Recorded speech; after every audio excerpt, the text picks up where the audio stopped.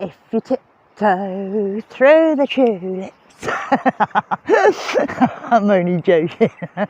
Oh god, right, yeah, I just thought I'd show you the back of this place actually. So hang on a minute, if I do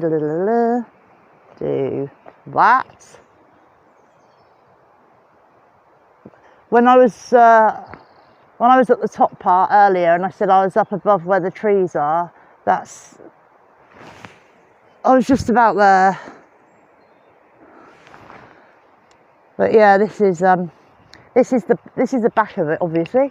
Oh.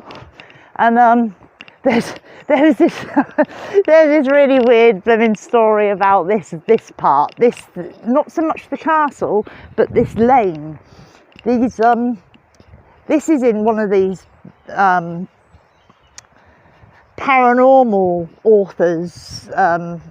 You know, he went and took an account from these women.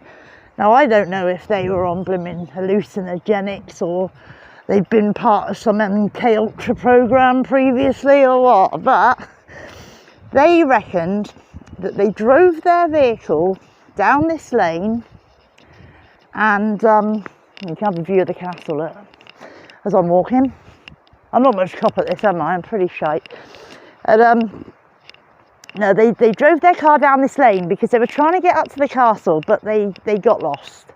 So they ended up driving down this lane, which it would have been like a dirt track, you know. No, it wasn't. I'm telling you a lie. They said it turned into like a dirt track. It started off as tarmac, as it is, and as they got down further, they, in these sort of this marshy, rivery bit, they said that there was like the old-fashioned style chicken coops. And they thought, well, that's weird. And then they saw like breeds of chickens running around that they didn't recognise them as like breeds as they are now. Now, I don't know how they worked that out because obviously birds, especially chickens, they look pretty prehistoric anyway, don't they, to be fair? They look like little feathered dinosaurs. But anyway, they drove down this lane because they had to get down to the bottom to be able to turn around. And this little cottage down here, it's called the Old Mill. There was, so obviously it used to be an old mill. And they said that there was a young girl dressed in sackcloth, sat on the wall. The cottage didn't look like it did, you know. Basically, they said they'd gone back in time. I mean, you know, I really can't see how that would happen. I mean, we've tried, we've been down in many a time and we've never time travelled. So yeah, I can't remember the blooming name of the bloke. He's written loads of paranormal books as well.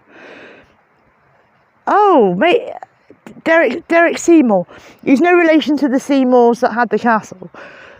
So he's not writing a load of bull just to try and get you to go to the castle because it's owned by his brother or something. No, he's not related. You know, you got to be careful with these scammers, haven't you? And they're insiders. But yeah, that's what they said happened to them down here, and they said that they got this awful feeling, and the young girl that looked at them, she looked as scared of them as they were of her, because you know she'd seen this car, which wouldn't have existed back then. So yeah, that's their story. I mean, it did sort of say in this book, it was almost a bit like an affidavit, really.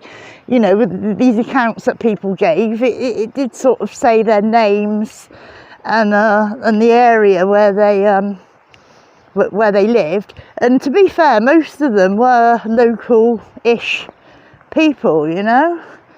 So they would have. I suppose it's only loony paranormal people though that would ever hear that story. I think that story got printed in one of the main red tops. I think it said that in the book. I think that maybe the Sun might have printed it. Incredible. But yeah, it sort of got around a bit, that story. But a lot of people that are enthusiastic about ghost hunting at the castle, they haven't ever heard of that bit. I suppose these paranormal books and that, they go out of publication and whatnot, don't they?